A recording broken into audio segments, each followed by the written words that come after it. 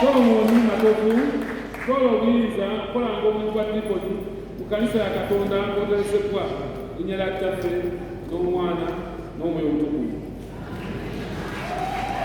Solomoni Matovu kola obuyinza okusomanga enjiri mu kanisa ya Katonda n'okugibuuliranga omulabirizi eri bw'anaakulagiranga.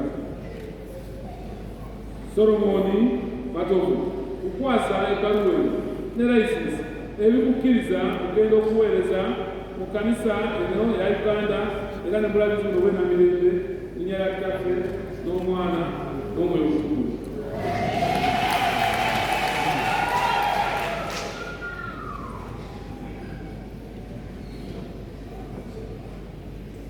Solomoni ne Edith Matovu Katonda byagatta awamu omuntu yenna tabaawukanyanga kale mugende muweereze Katonda ng'abadikoni mu kanisa eno eya Uganda ate era mulabirizi buno obwenamirembe mu linnya lya Kitaffe n'Omwana n'Omwoyo Omutukuvu.